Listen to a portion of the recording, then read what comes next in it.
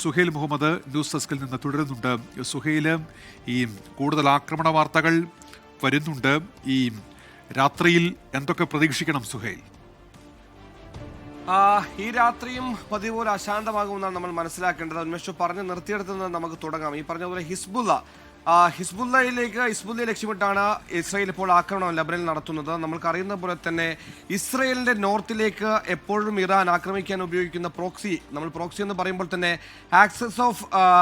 Alliance of access എന്നും അല്ലെങ്കിൽ alliance of റെസിസ്റ്റൻസും ഒക്കെ വിളിക്കുന്ന ഇറാൻ ഒരുപാട് ഷാഡോ സൈന്യങ്ങളുണ്ട്. അതിലൊന്നാണ് ഹിസ്ബുല്ല, അതേപോലെ തന്നെ ഹമാസ്, അതേപോലെ തന്നെ ഹൂതി. ഇവരൊക്കെ ഇറാന് വേണ്ടി പ്രവർത്തിക്കും, അല്ലെങ്കിൽ ഇറാന്റെ സായുധ സംഘടനയാണ്, ഇറാന്റെ നിഴൽ സംഘടനകളാണ്, ഇറാന്റെ നിഴൽ പട്ടാളങ്ങളാണ്. അങ്ങനെ എപ്പോഴെങ്കിലും ഇറാന്റെ ഒരു പ്രശ്നം വന്നു കഴിഞ്ഞാൽ സ്വാഭാവികമായി ഇസ്രായേലിനെ ആക്രമിക്കാൻ ബാധ്യതപ്പെട്ട ഉത്തരവാദിത്തപ്പെട്ട ഒരു സേനയെ ഇറാൻ തന്നെ കരുതുന്ന സംഘടനയാണ് ഹിസ്ബുല്ല. അതുകൊണ്ട് തന്നെ നമ്മൾ കരുതുന്ന പോലെ തന്നെ ഇസ്രായേലിന്റെ നോർത്തിലേക്ക്, ഹിസ്ബുല്ലയെ സംബന്ധിച്ചിടത്തോളം ഹിസ്ബുല്ലയ്ക്ക് ഏറ്റവും എളുപ്പം ഇസ്രായേലിന്റെ നോർത്ത് ഭാഗത്തേക്ക് ആക്രമണം നടത്താൻ കഴിയും. അങ്ങനെ ഹിസ്ബുല്ലയുടെ നോർത്ത് ഭാഗത്തേക്ക്, ഇറാന്റെ നോർത്ത് ഭാഗത്തേക്ക് ഹിസ്ബുല്ല ആക്രമണം നടത്തിയതിന് തൊട്ട് പിന്നാലെയാണ് ഇത്തരത്തിൽ ഹിസ്ബുല്ലയെ ലക്ഷ്യമാക്കിക്കൊണ്ട് ലബനനിൽ ഇസ്രായേൽ വലിയ ആക്രമണം നടത്തുന്നത്. അതായത് ആ മേഖല ഒന്നാകെ യുദ്ധമുഖത്തേക്ക് വരുന്നു. ഇറാൻ, ഇസ്രായേൽ, അമേരിക്ക, അതേപോലെ തന്നെ 6 GCC രാജ്യങ്ങൾ, അതിനു പുറമെ അമേരിക്കയുടെ താവളമുണ്ടെന്ന് പറയുന്ന സൈപ്രസ്, ജോർദാൻ, ഇറാഖ് അടക്കമുള്ള രാജ്യങ്ങൾ, അതിനു പുറമെ ഈ പറഞ്ഞതുപോലെ ഇറാന് വേണ്ടി പ്രവർത്തിക്കുന്ന നിഴൽ സൈന്യമുള്ള ഹൂതികളുള്ള യമൻ, അതേപോലെ തന്നെ ഹിസ്ബുല്ലയുള്ള ലബനൻ അടക്കമുള്ള രാജ്യങ്ങൾ കൂടി യുദ്ധമുഖത്തേക്ക് വരുന്നു എന്നുള്ളതാണ് ഏറ്റവും പ്രധാനപ്പെട്ട കാര്യം. അതുകൊണ്ട് തന്നെ ആ മേഖല പൂർണ്ണമായും അശാന്തിയിലേക്ക് നീങ്ങുന്ന രാത്രികളിലൂടെയാണ് കടന്നു പോകുന്നത്. ഈ രാത്രി വളരെയധികം നിർണായകമാണ്. കാരണം ഏറ്റവും ഒടുക്കം ട്രംപ് മാധ്യമങ്ങളെ അഭിസംബോധന ചെയ്ത് 1 മണിക്കൂർ പോലും ആകുന്നില്ല. ആ അഭിസംബോധനയിൽ കൃത്യമായി ക്ലിയർ കട്ടായി ട്രംപ് പറയുന്ന കാര്യം, ആക്രമണം അതിരൂക്ഷമായിരിക്കും, കനത്ത തിരിച്ചടിയായിരിക്കും, വലിയ രീതിയിലുള്ള നാശനഷ്ടം ഉണ്ടാകാൻ സാധ്യതയുണ്ടെന്നടക്കമൊക്കെ പറയാതെ പറഞ്ഞ് വ്യക്തമാക്കിക്കൊണ്ട് ട്രംപ് തന്നെ രംഗത്ത് വരുന്ന ഘട്ടത്തിൽ നമ്മൾക്ക് പിന്നോട്ട് പോക്ക് എവിടെ നിന്നും പ്രതീക്ഷിക്കാനില്ല. മുന്നോട്ട് പോകുന്ന ട്രംപ് പറയുന്നു.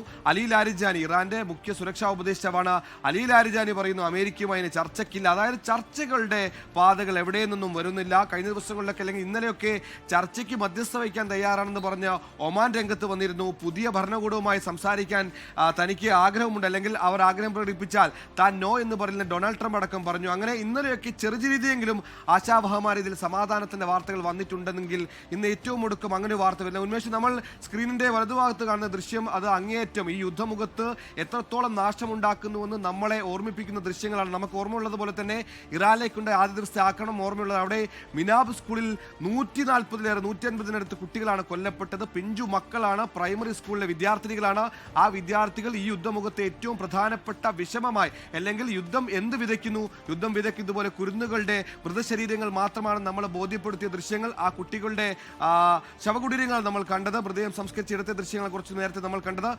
തിരിച്ച് വാർത്തയിൽ തന്നെ വന്നല്ല, യുദ്ധമുഖത്തെ നാശനഷ്ടം എന്തെന്ന് ചോദിച്ചാൽ ഇതുപോലെ നഷ്ടപ്പെടുന്ന ജീവനുകളാണ്, സാധാരണക്കാരാണ്, നമ്മളെപ്പോലെ കുടുംബമൊക്കെ ജീവിക്കാൻ അല്ലെങ്കിൽ ദിവസവും ജോലിക്ക് പോയി ജീവിക്കുന്ന, കുടുംബത്തെ സ്നേഹിക്കുന്ന, പ്രിയപ്പെട്ടവരുള്ള, ഉറ്റവരുള്ള മനുഷ്യരാണ്. രാജ്യ താല്പര്യങ്ങളുടെ പേരിൽ അല്ലെങ്കിൽ പറയുന്ന ഭരണ നേതാക്കളുടെ ഈഗോയുടെ പേരിലൊക്കെ മരിക്കുന്നത്. അങ്ങനെ മരിച്ച 150-ലേറെ കുരുന്നുകളുടെ മൃതദേഹങ്ങൾ സംസ്കരിച്ച് ഇടത്തിന്റെ ഏറ്റവും നടക്കുന്ന ദൃശ്യങ്ങൾ നമ്മൾ കണ്ടത്. മിനാബിലെ പ്രീ പ്രൈമറി സ്കൂളിലെ ആക്രമണത്തിൽ കൊല്ലപ്പെട്ട വിദ്യാർത്ഥികളുടെ മൃതശരീരങ്ങൾ സംസ്കരിച്ച ഇടമാണ്. ഒന്നിനു പുറകെ ഒന്നെന്ന മട്ടിൽ അങ്ങനെ വലിയൊരു നൊമ്പരപ്പെടുത്തുന്ന ഭൂമികയായി എല്ലാ പ്രതീക്ഷയും അറ്റു കഴിയുന്ന മനുഷ്യർക്ക് യുദ്ധം എന്ത് ബാക്കി വെക്കുന്നു എന്ന് ചോദിച്ചാൽ അവരുടെ മുമ്പിൽ അധികമൊന്നും സംസാരിക്കാതെ നമുക്ക് ഈ ഒരൊറ്റ ദൃശ്യം കാണിച്ചുകൊണ്ട് അവർക്കുള്ള മറുപടി കൊടുക്കാനാകും. യുദ്ധം ബാക്കി വെക്കുന്നത് ഇതാണ്, ചേതനേറ്റ് കിടക്കുന്ന മനുഷ്യരെയാണ്. ആഗ്രഹങ്ങളും പ്രതീക്ഷകളും ഏതോ രാഷ്ട്രതലവന്മാരുടെ അല്ലെങ്കിൽ ഭരണകർത്താക്കളുടെ ഇംഗിതനുസരിച്ച് പ്രവർത്തിക്കാത്തതിന്റെ പേരിൽ നിഷ്കരണമില്ലാതാകുന്ന കുട്ടികളാണ്. ഈ പിഞ്ചു കുഞ്ഞുങ്ങളുടെ കാര്യം എടുത്താൽ പോലും സ്കൂളിൽ പഠിക്കുന്ന കുട്ടികൾക്ക് ആണവ നിരായുധീകരണമെന്നോ കമ്പനിയെന്നോ ട്രംപ് എന്നോ ഈ പറയുന്ന രാഷ്ട്ര താല്പര്യങ്ങളോ അതിനെക്കുറിച്ചൊന്നും അറിയുന്ന കുട്ടികളല്ല. അവർക്കറിയുക അവർക്ക് അന്നന്ന് പഠിക്കേണ്ട പാഠങ്ങൾ. സ്കൂൾ വിട്ടു കഴിഞ്ഞാൽ ഉറ്റവരെ കാണാൻ അച്ഛനും അമ്മയും കാത്തിരിക്കുന്ന സഹോദരങ്ങളുള്ള പ്രിയപ്പെട്ടവരുള്ള മക്കളാണ്, പിഞ്ചു മക്കളാണ് ചേതനേറ്റ് കിടക്കുന്നത്. അവരുടെ മൃതശരീരങ്ങൾ സംസ്കരിച്ചെടുത്ത ദൃശ്യങ്ങൾ നമ്മൾ കാണുന്നത്. ആ കുഞ്ഞുങ്ങൾക്ക് വൈകിട്ട് സ്കൂൾ വിട്ടാൽ വീട്ടിലേക്ക് പോകാൻ മാത്രം ആഗ്രഹിച്ച കുഞ്ഞുങ്ങളാണ് പെട്ടെന്നുണ്ടായ ഇസ്രായേൽ അമേരിക്ക ആക്രമണത്തിൽ, ഇറാനിലെ മിനാബിലുണ്ടായ ആക്രമണത്തിൽ കൊല്ലപ്പെട്ടത്. ആ കുട്ടികൾക്ക് ഇപ്പോഴും അവർ എന്തിനു മരിച്ചു, അവർ ഭരണത്തിന് ഉത്തരവാദികൾ ആര്, അവർ എന്തിനു കൊല്ലപ്പെട്ടു, കൊല്ലപ്പെടാൻ അവർ ചെയ്ത തെറ്റെന്ത്, പാപമെന്തെന്ന് പോലും അറിയാതെ ഇന്ന രാഷ്ട്രത്തിൽ ജനിച്ചതിന്റെ പേരിൽ, ഇല്ലെങ്കിൽ ഇന്ന ഭരണകർത്താക്കളുടെ ഇംഗിതങ്ങൾക്കനുസരിച്ച് സ്വന്തം രാജ്യത്തെ ഭരണകർത്താക്കൾ പ്രവർത്തിച്ചില്ല എന്നതിന്റെ പേരിൽ മരിച്ചുപോയ അല്ലെങ്കിൽ ഒടുങ്ങേണ്ടി വന്ന പാവം കുഞ്ഞുങ്ങളുടെ കാര്യമാണ് നമ്മൾ പറഞ്ഞത്. മിനാബിൽ സ്കൂൾ വിദ്യാർത്ഥികളെ സംസ്കരിച്ചെടുത്ത ദൃശ്യങ്ങൾ തിരിച്ച് നമ്മൾ പറയുമ്പോൾ ഈ രാത്രിയിലേക്ക് വരുമ്പോൾ നേരത്തെ നമ്മൾ പറഞ്ഞതുപോലെ തന്നെ സമാധാനത്തിന്റെ വാർത്തകൾ എവിടെ നിന്നുമില്ല, അതിനപ്പുറത്തേക്ക് അശാന്തിയുടെ വാർത്തകൾ തന്നെയാണ് വരുന്നത്.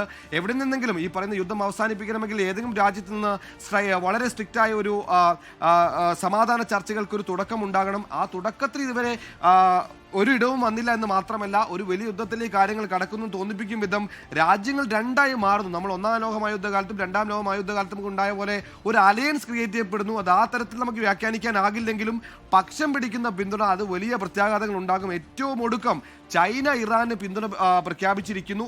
പിന്തുണ പ്രഖ്യാപിക്കുമ്പോൾ യുദ്ധത്തിൽ ഡയറക്റ്റ് ഇൻവോൾവ് ചെയ്യുമെന്ന് പറയുന്നില്ലെങ്കിലും ഇറാന്റെ പരമാധികാരത്തിന് മേലുള്ള കടന്നുകയറ്റത്തെ വെച്ച് പൊറുപ്പിക്കില്ല, അതിനെ എതിരിടാൻ ഇറാനെ സഹായിക്കുമെന്ന് പറയുന്നു. ഡയറക്റ്റ് പാർട്ടിസിപ്പേഷൻ ഉണ്ടെന്ന് പറയുന്നില്ലെങ്കിലും ഏതെങ്കിലും ഘട്ടത്തിൽ അങ്ങനെ വേണ്ടി വന്നാൽ ചൈന ഇറങ്ങുമെന്ന സൂചന കൂടി വരുന്നു. അതേസമയം റഷ്യ സ്വാഭാവികമായി ഈ പറയുന്ന റഷ്യ ചൈന ഇറാൻ അലയൻസിനാണ് ചേർന്ന് നിൽക്കുക.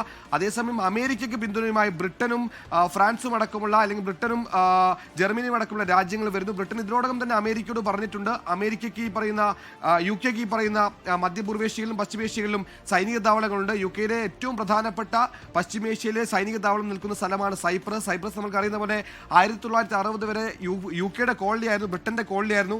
1960 ബ്രിട്ടന്റെ കോളനിയിൽ നിന്ന് ഈ സൈപ്രസ് സ്വാതന്ത്ര്യം ലഭിക്കുമ്പോഴും രണ്ട് സൈനിക താവളങ്ങൾ യു കെ വിട്ടുകൊടുത്തിരുന്നില്ല. ആ യു കെ താവളങ്ങൾ നിങ്ങൾക്ക് വേണമെങ്കിൽ ഉപയോഗിക്കാമെന്ന് അമേരിക്ക പറഞ്ഞു. തൊട്ട് പിന്നാലെയാണ് സൈപ്രസിൽ ഇറാൻ ആക്രമണം നടത്തിയത്. അതായത് ഈ പറയുന്ന സൈനിക താവളങ്ങൾ പശ്ചിമ മധ്യപൂർവേഷ്യയിലെ സൈനിക താവളങ്ങൾ വഴി ഒരു കരയുദ്ധത്തിലേക്കോ അല്ലെങ്കിൽ ഈ പറയുന്ന പോലെ കപ്പൽ വഴിയോ എത്തിയൊരു ആക്രമണം, ഡയറക്റ്റ് അറ്റാക്ക്, വ്യോമ ആക്രമണം മാത്രമാണ് ഇപ്പോൾ നടക്കുന്നത്. അതിനപ്പുറത്തേക്കൊരു കരയുദ്ധത്തിന് സാധ്യത കൂടി അമേരിക്ക ഘട്ടത്തിൽ തേടുന്നുവെന്ന് വേണം നമുക്ക് അനുമാനിക്കാൻ.